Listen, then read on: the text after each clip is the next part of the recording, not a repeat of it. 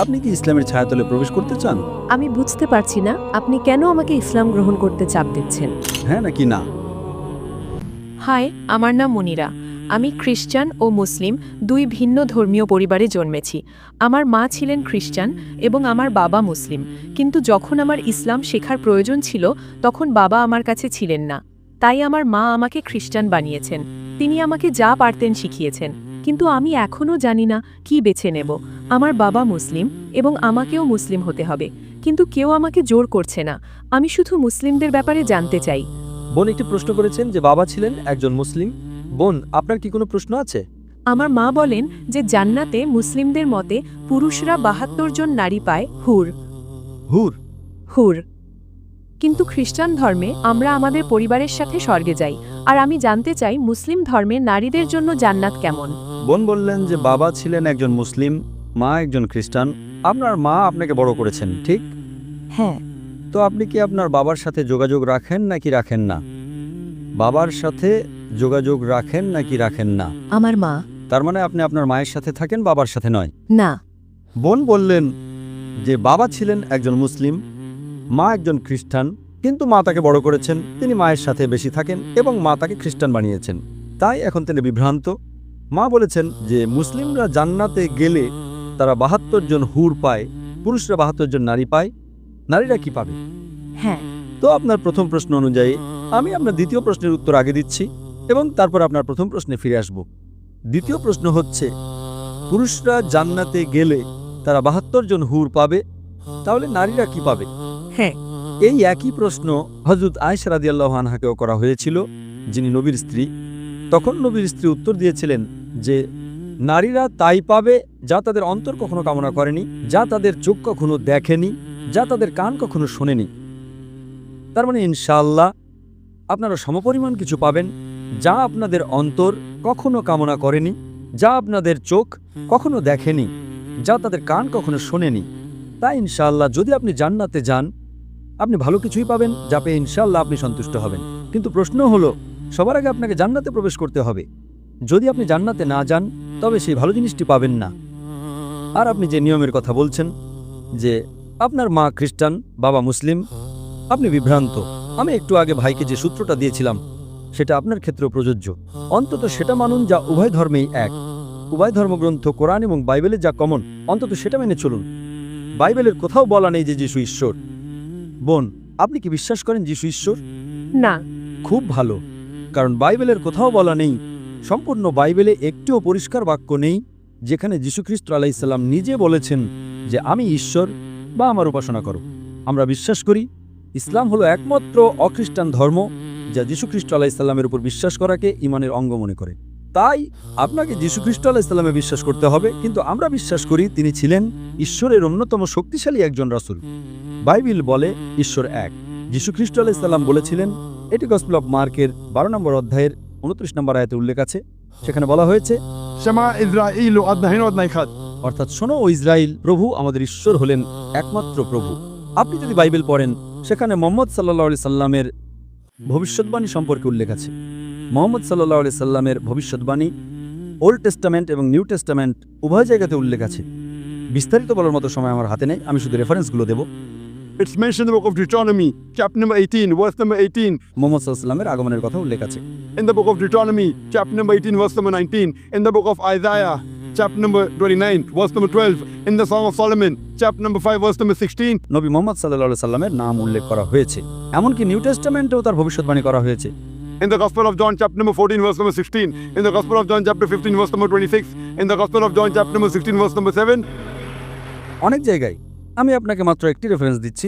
Gospel of John, chapter number 16, verse number 12 to 14 says, তোমাদের বলার মতো আমার অনেক কিছু আছে, কিন্তু এখন তোমরা তা সহ্য করতে পারবে না, কারণ তিনি যখন সেই সত্যের আত্মা আসবেন, তিনি তোমাদের সমস্ত সত্যের পথ দেখাবেন। তিনি নিজের থেকে কিছু বলবেন না, তিনি যা শুনবেন তাই বলবেন। তিনি আমাকে মহিমান্বিত করবেন। এই ভবিষ্যৎবাণীটি সর্বশেষ ও চূড়ান্ত রাসূল মুহাম্মদ সাল্লাল্লাহু আলাইহি সাল্লাম ছাড়া আর কারো দিকে ইঙ্গিত করে না। আপনি যদি আরও বাইবেল পড়েন এবং কোরআন পড়েন, কোরআন বলছে মদ পান করো না। chapter 5, verse number 90. বাইবেল বলছে In the book of Proverbs, chapter 20, verse number 1. And the book of Ephesians, chapter 5, verse number 18. মদ পান করো না। কোরআন বলছে শূকরের মাংস খেও না। Surah Baqarah chapter 2 verse 173, Surah Ma'idah chapter 5 verse number 3, Surah An'am chapter 6 verse 145, Surah Nahl chapter 16 verse number 115. 4টি জায়গায় বাইবেল 3টি জায়গায় বলছে শুকরের মাংস না খেতে। In the book of Leviticus chapter number 11 verse number 7 and 8, in the book of Deuteronomy chapter number 14 verse number 8, in the book of Isaiah chapter 65 verse number 2 to 5. শুকরের মাংস খেও না। তাই যদি আপনি একজন ভালো খ্রিস্টান এবং একজন ভালো মুসলিম হতে চান, এক ঈশ্বরে বিশ্বাস করুন তার কোনো প্রতিমূর্তি নেই, তার কোনো মূর্তি নেই, সর্বশেষ ও চূড়ান্ত রাসূল মুহাম্মদ সাল্লাল্লাহু আলাইহি সাল্লামে বিশ্বাস করুন, মদ পান করবেন না, শুকরের মাংস খাবেন না, জুয়া খেলবেন না। কোরআন হিজাব সম্পর্কে বলছে Surah Nur chapter 24 verse number 30 and verse number 31. যে নারীদের শালীনতার সাথে পোশাক পরা উচিত। একই কথা বাইবেলের Book of Deuteronomy chapter number 22 verse number 5. নারীদের এমন পোশাক পরা উচিত নয় যা পুরুষের সাথে সম্পৃক্ত, এবং পুরুষেরও নারীর পোশাক পরা উচিত নয়।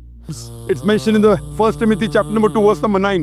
যে নারীদের সংযত এবং লজ্জাশীলতার সাথে পোশাক পরা উচিত, তাদের দামি পোশাক এবং চুলে স্বর্ণের বেণী থাকা উচিত নয়। It's mentioned in the 1 Corinthians chapter number 11 verse number 5 and 6. যে নারী মাথা অনাবৃত রাখে সে তার মাথাকে অসম্মান করে, তার মাথা মুড়িয়ে ফেলা উচিত। কোরআনের চেয়ে বাইবেল বেশি কঠোর। কোরআনে কোথাও বলা নেই যে নারী মাথা ঢেকে রাখে না তার মাথা মুড়িয়ে ফেলা উচিত। It's mentioned in the Bible 1 Corinthians chapter number 11 verse 5 to 6. যে নারী প্রভুর কাছে প্রার্থনা করে এবং তার মাথা ঢেকে রাখে না তার মাথা মুড়িয়ে ফেলা উচিত। তাই যদি আপনি একজন ভালো খ্রিস্টান এবং একজন ভালো মুসলিম হতে চান, হিজাব পরুন। আপনি যদি মাদার মেরির ছবি দেখে থাকেন, আপনি কি মা মারিয়ামের ছবি দেখেছেন? বোন, আপনি মা মারিয়ামের ছবি দেখেননি? না। মা মারিয়ামের ছবি দেখেননি?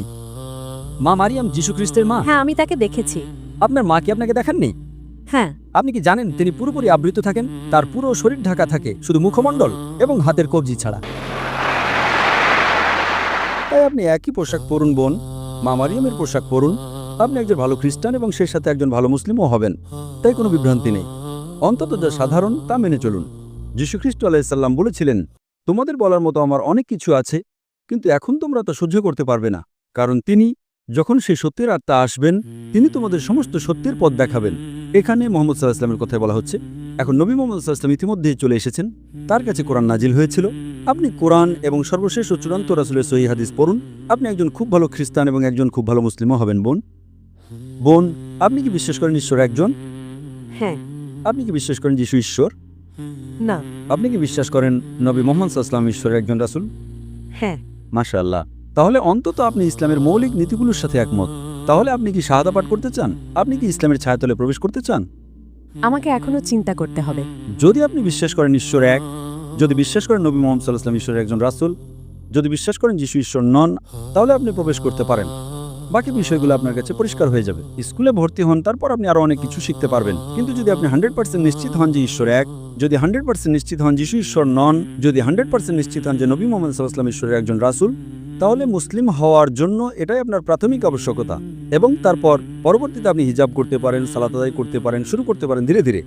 কিন্তু যদি এই দুটি বিষয়ে বিশ্বাস করেন যে আল্লাহ ছাড়া কেউ উপাসনা নেই, এবং আপনি বিশ্বাস করেন যে নবী মুহাম্মদ সাল্লাল্লাহু আলাইহি ওয়াসাল্লাম আল্লাহর রাসূল, এই দুটো বিষয় আপনার মুসলিম হওয়ার জন্য ন্যূনতম আবশ্যকতা, যাতে আপনি আপনার বাবাকেও খুশি করতে পারেন এবং আপনার মাকেও খুশি করতে পারেন।